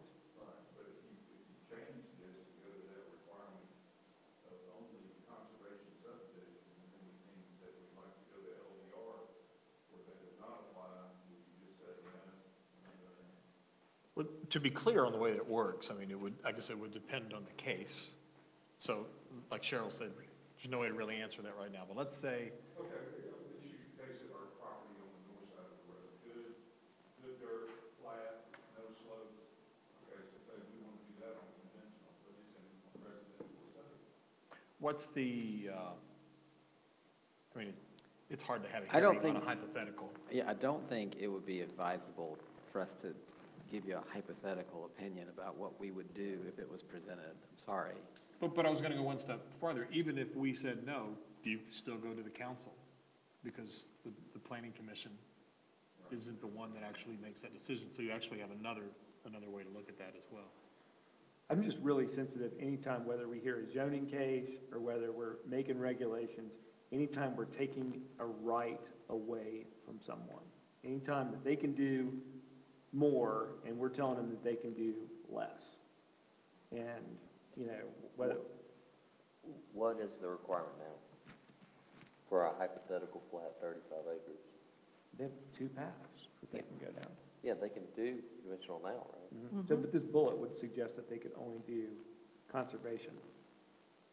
But Would be this bullet is a required to do that. proposal. Correct. Correct. Yeah. Could Yeah. you speak to, as a developer, what do you see would be the advantage of with your flat, mostly flat 35 acres? For one, let me just, we are not developers. Okay, They're owners. We are landowners. all right, yeah. We've never developed anything in our life. As a landowner, what advantage do you see of letting someone develop it for you under LDR as opposed to conservation easement right now? Well, I would only say that if you're gonna if you pass this tonight, you say to us that if you're gonna do a subdivision on your property, it has to be a conservation subdivision, correct? That's what I mean, it's over 20 now. We aren't voting on anything tonight. I'm just saying, if you did vote and you went through, then what are we faced with? We're faced We're faced with no way to develop. I was asking that question, not for another reason. I'm trying to get information to understand where you're coming from more. What, as it is right now, if you decided without sewers as we are right now, and you wanted to let somebody develop this, what advantages do you see to develop it, conventional or what do you see? I just want to know where you're coming from. I would say it comes back to the wastewater. If we're gonna develop it now, we only have one way to do it, unless you're gonna do a, wild ridge, which basically is nothing but a giant septic tank. That's all it is. So we're not solving your concern by doing that, are we? About our, really going into the creek. That's where it's gonna end up, basically, out there. That's where the creek is ending up. Okay? It all centers on where's the, like I said, where is the political will on this mountain to get this thing fixed? It's been how many years? It's been how many years? Decades. It's been decades.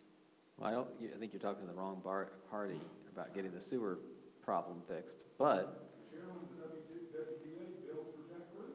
You think he wants to do something so we can build too? Does that make sense to you? you have to go talk to them. We don't have any control over the WWTA. Political will of the town of Signal Mountain say, this isn't right, this is our town. We need to put some pressure on these people. I'm not seeing that anywhere. Well, in 10 years. I think you need to go to the town council. There's the downtown, there's one down. I mean, this And isn't a as I've town, told you, this this isn't a is- town council meeting, no offense, Yeah. but I mean, I think we're No, but. getting but off you must- track. This is exactly what we talked about, and it's exactly what I have political will to be involved in. I'm doing everything I can as a citizen who is not a professional to learn everything I can. What you just said a minute ago was new information to me. And the reasons I'm asking you questions is to get information because I have the political will. I'm not spineless in this, but I'm also not Superman. You know, that's not how this works. I'm not cutting you off, is that, we went through this 10 years doing these regulations, and we finally felt like we had something that we like. We are not adverse to conservation subdivision. We're not adverse to that at all. I think it's wonderful, but you have to have the construction, okay? So, and we agreed, that we would live with what we got. And now we want something else. Again, Just seeing it tonight, we don't know, I can't really comment. We're just saying. Again, I think we're driven by the comments of the people at the charrettes and the land use plan, but, I mean, at the end of the day, if your yields are similar, I don't know that there's a negative impact on you. And you may be right, and we, of course, have no way of knowing that, but what happens if the yield is significantly different? Well, I mean, the idea of the conservation subdivision is that the yields are similar, so. I'd like to see the proposal from Boulder Point, that the proposed design under conservation subdivision, if they had the sewer option. It How many? was absolutely gorgeous. It totally used all the natural beauty out there. It was well done. They couldn't do it. They couldn't do it because of the infrastructure. So when you're asking, like, what do you want on that property for being a lifelong resident, born and raised, grew up with Boydville, and, being here for this community, for future neighborhood, which people do move to Signal Mountain to be part of the neighborhood, to do. Conservation subdivision is to me, the best thing, but you've got to get the incentives to make that happen. To make it beautiful and fitting and in keeping with the charrette information as well as for what people really value when they come here and live here. I think this is the way to do it. You got to make sure it is economically feasible and a good choice. Yeah, and the economic implications are what I would like to see on this board from developers and landowners saying, hey, guys, I can give you a conservation subdivision. Here's what it costs me if you don't give me sewer, and this is what it costs me if you do give me sewer. This is how much land I can give you if you give me a pipe to pump to, or if I've got to infiltrate everything, this is what I've got to sell to pay for that. I think that's your burden to bring to us. And you talk about political will, if you say that, hey, we could bring in another, 50 taxpayers in very nice houses, larger houses, because of larger lots as a result of this, but these are the dollars. This is what it cost me to put these houses in, and this is what it would cost me if y'all would get off your butts and get a line for me to connect to. And so on that, for us to do that exercise, we have to know that the information that we're dealing with is the real information. And so when we've got Greg that took 8 years, and they're here, and then all of a sudden there was a comment, I wasn't at the meeting, but I heard, oh, maybe we need to put a moratorium on this while we figure it out. Well, I'm not gonna go engage someone, because the rules could change. But if I don't want to, and by the way, for those who are new, we've had moratoriums, we were annexed in 93. Here's the first land use plan in 97. From the time we were annexed in 93 until 97, yeah, there was a moratorium. Then after this came out, there was another moratorium. We've gone through, I think, 6 moratoriums. Y'all just need to remember the word, like, taking of land. That is what is happening structurally from the town of Signal Mountain. Every time you throw out that, you're basically taking private property and saying, no, can't do anything with it. We're studying it, but you're going to have to, you can't do anything with any kind of economic value. We could go timber it. Right. But to be fair, the town didn't put the moratorium. Well, on the current one we're talking about. No, not the current. The Yeah. current one was like, okay, all the states. Yeah. Drought. Yeah, but a 5-bedroom house, right? Just say it's 1,000, I mean, that's 5,000 square feet. If you put in 100 houses, 500,000, that's 11 acres of infiltration. Is that impossibly difficult? I mean, are you familiar with the Surgo site, NRCS soils data? You can go get a map of, generally the borings are 6 feet, sometimes up to 10 feet, or it'll show you bedrock. And you can start looking at it like, I mean, in many cases, they've got an estimation, they certainly have an estimation runoff, but I mean, you can start to look at abstraction across your property and the slopes, like right now. Yeah, so you already know how much you can leach into without amending or treating or supplying new material, which is still an option.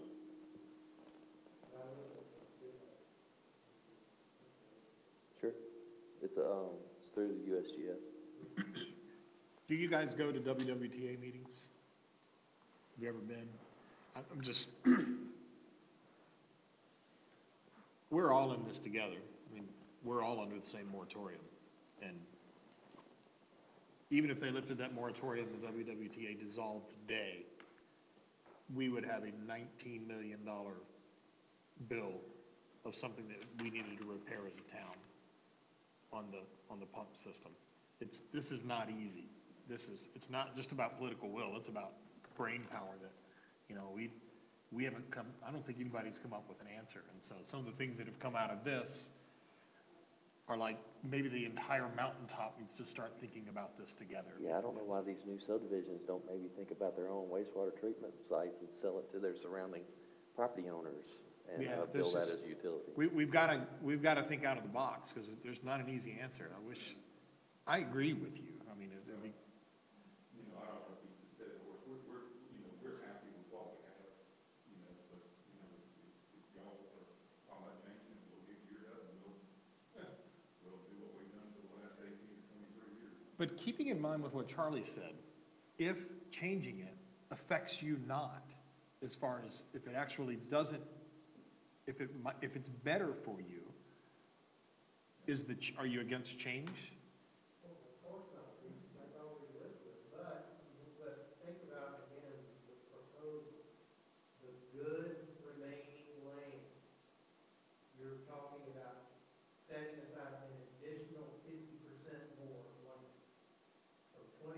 No, no. Oh, I see what you're saying, yeah.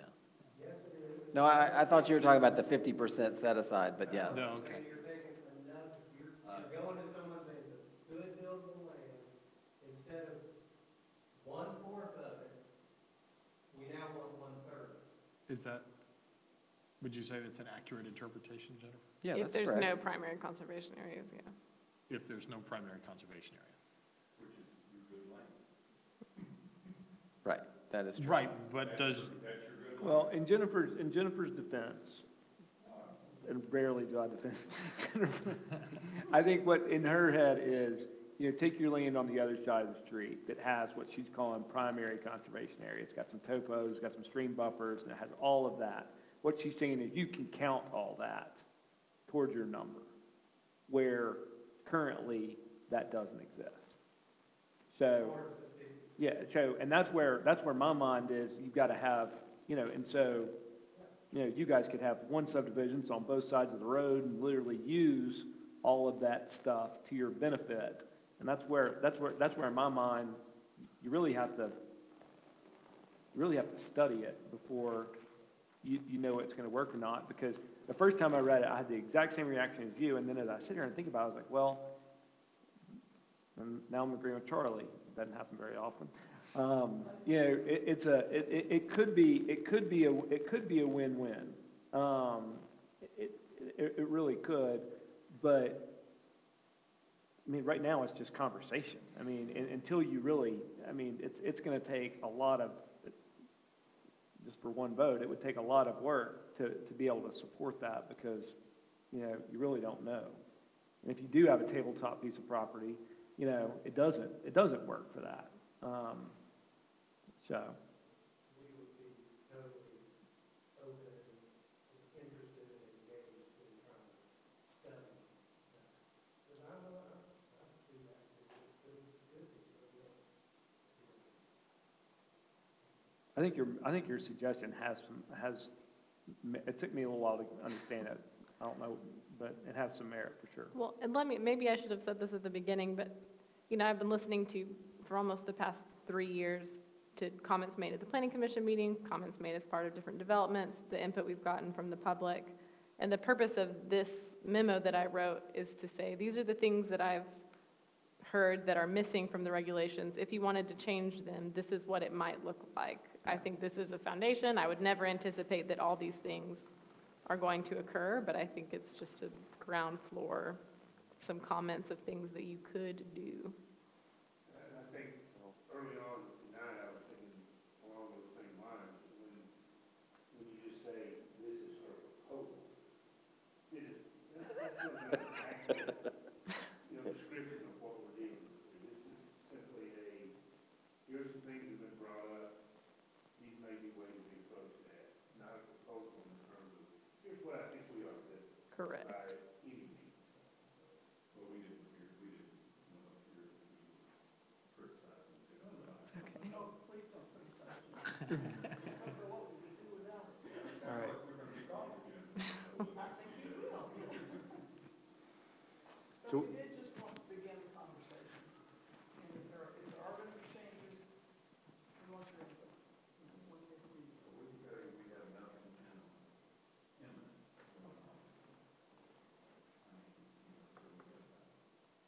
Good. Simple take time. Thank you for that. You're welcome. So, Can we skip the goats? yeah, let's talk about goats. But we will bring up the replacement of trees and conservation areas with the tree board next month. So we will pull that out and discuss that with them then. And now you get to talk about goats. we don't have to. Discuss it with, y'all want to discuss it without Will you our, please tell us something, how you feel about goats? oh, I love goats. I think goats are great. As it applies to the agenda item. Is Jason, are you suggesting we pass it? Just, Wait until our goatee. can I just leave when there's still 5 people? Because it's 8 o'clock? Ultimately, that's what I'm after. Can I ask, this is much lighter conversation than what we came through recently. not what brought it here, because I wasn't going to wait here, but I do have one question that becomes more and more.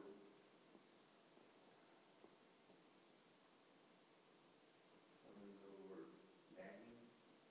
As development does continue out on Shackleton, if you guys are,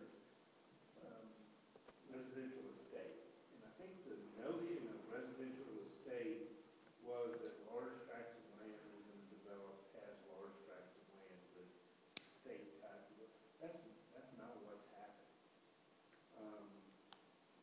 Wild Ridge, Boulder Point, Dogwood Grove, all of those subdivisions are zoned low density residential, and they look just like Hidden Brook when you look down, but they can all have livestock all around. So, does it make sense that what your zoning is dictates whether or not you can have livestock?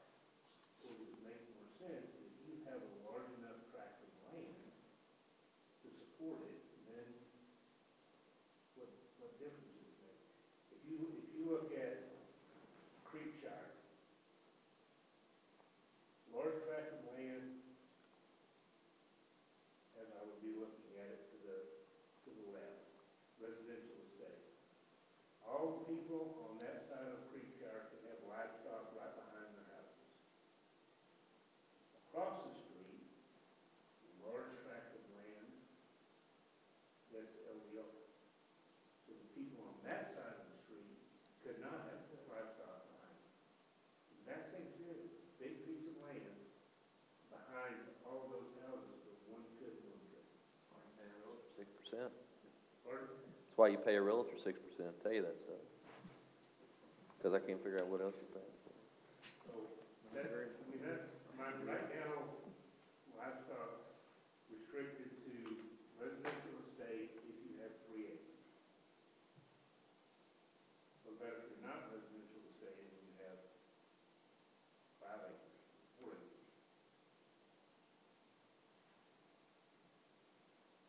It doesn't seem to make as much sense as it did when we thought residential estate was going to look differently than what it is starting to look like.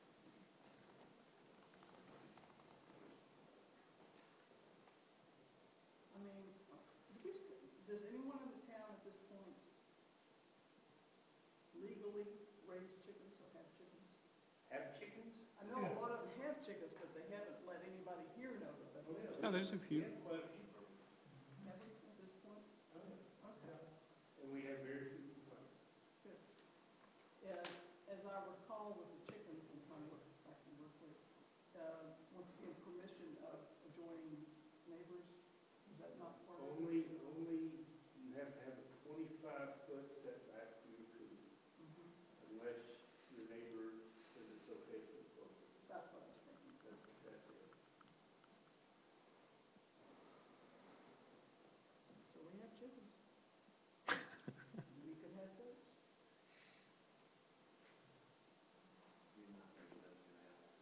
I would rather have those. Well, I see you and I are going to split ways here. I don't know, I get you for Christmas. Well, if the one who was requesting is not present, we You're can, not? we can put it off until we'll have freeboard and goats and the same. So, yeah, Sure. okay. Other So, business? so the answer to my question is, no. I think an acreage restriction makes the most sense. That seems perfectly applicable. Well, I think maybe where Cheryl was going, an acre restriction with an ask, if necessary, with an ask to neighbors. Yeah.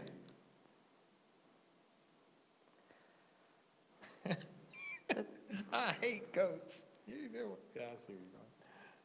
Yeah. This is just coming from someone who was on A1 before I was annexed, and I could have 6 farms for 1. Yeah, don't do that. I will say, just as preparation, this person's request is about pygmy goats or miniature goats on smaller pieces of property. So those issues are related but slightly different. Yeah, those are better because when they pee on their head, there's less urine. Well,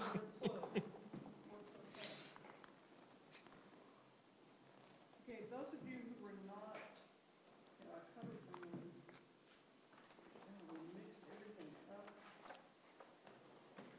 So I'm not forgetting anything here. I have another business. Those of you who missed our work session, you have to look at names, where we did begin to go over the results of the charrettes. And you have a packet that you're going, yes. yes. I wrote up a really brief summary of what we discussed, and then I also we used a PowerPoint during that work session, and I was going to send it out to everyone because there are a few points, including what Wendy mentioned at the beginning of the meeting that came from that are to be addressed, or that ought to be addressed. So I'll be sending that out.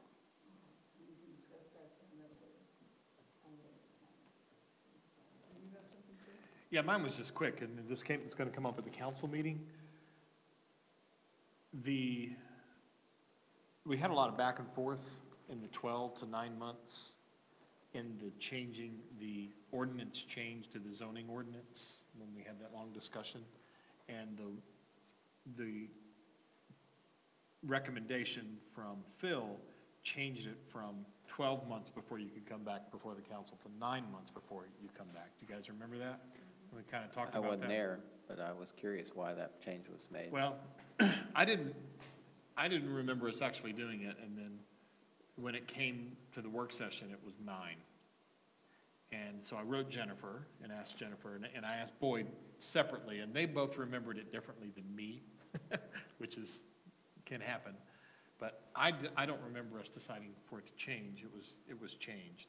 What's the rationale? Jennifer, will you go ahead and My go from the memory was minutes? that we increased the requirement for submitting your rezoning application from 30 days prior to the meeting to 60 days. And as almost like a trade-off, it would be a 9-month waiting period after denial versus a 12-month waiting period. And that suggestion was made by Phil, I think, because it is the same as the Chattanooga method, which I think is where a lot of that text came from. Yeah. And I don't remember who brought it up, but we were discussing that should it stay at 12?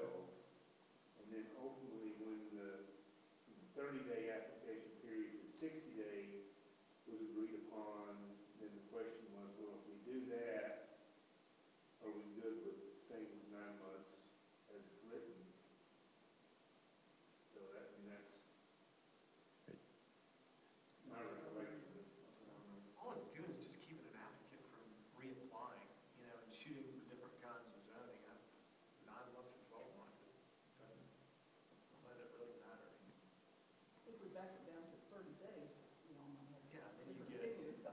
Yeah, but the question, so I get all that, but the reason for the change is only because that's the way it was done in Chattanooga, not because we think it's a good idea and it needed to change from 12 to 9. I'm with you. I think it should be 12 months from the denial. To me, that makes the most sense. even with the increase in, days when they have to let us know the next day. Because it's going from 30 to 60, right? That's not an increase in the days they have to let us know. That's in the time for us to hear it. Yeah. Yeah. That was the application has to be submitted 60 days prior to the planning commission meeting, I believe, where that came in. So they have to have it in much further in advance than it was. So 30 days. I mean, that's not that much further. It's 60 days now. I know, but it's 30 more days. Oh, well, the current requirement is 15 days.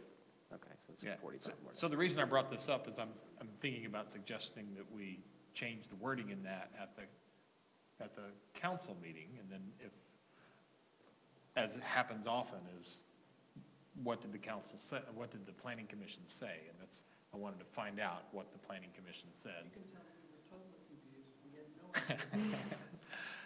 Well, my point again is that it's, I mean, so a compromise would be 10 months, because then you've got 10 plus 60, so you have 1 year Then you couldn't hear the same requests within a year. within a year. 9 months and 60 days is 11 months, so There's a compromise. you could potentially do the same thing.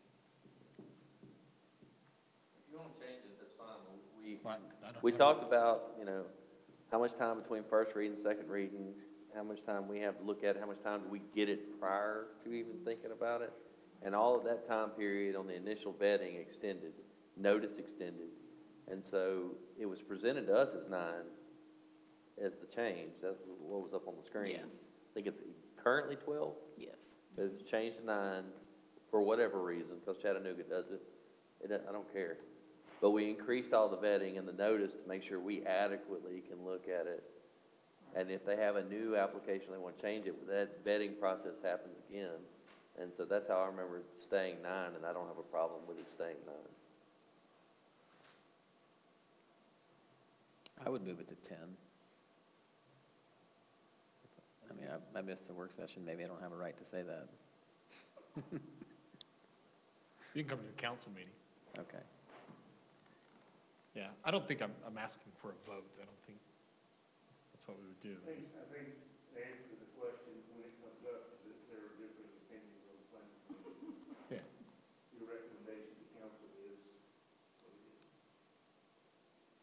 It is a good compromise. I'll give you that. You heard her give me that. You're qualifying that compromise as relative as the 9 was chosen to begin with. They're all baseless, just pick a number. We've already picked 9, we'll just ride 9. Why don't we just stay with 12? Because a lot of what we do, here's the It art. was 12 before, now it's all of a sudden 9 for no reason. No, it does matter, because the art of what we do in making these kinds of changes when you're coming out of a controversial time is to like, oh, you just made it easier for somebody to come back with something that was turned down by 3 months, and I think that's going to bite you. Well, but they can't come up with the same thing, it has to be some revision. We want to appear pro-development, right? Nope, we want to be neither. What? Our job is to neither grease it or hinder it. You don't want to discourage or encourage either way. I think Jamie was being sarcastic. I don't think so. No, You're being no, serious. not really. He's an engineer, he's Yeah, black and white. Yeah, being sarcastic. No, I mean, how about this? We want to be amenable to our, Yeah. Yes. to the community, and if they have a desire in development, then we want to be friendly to them in considering their request, which now takes less time than it did before, Yes. or may potentially take less time than it did before. Do what you want to do. If you change to 10, I won't. I can't change it. I won't I just- dissent. Yeah.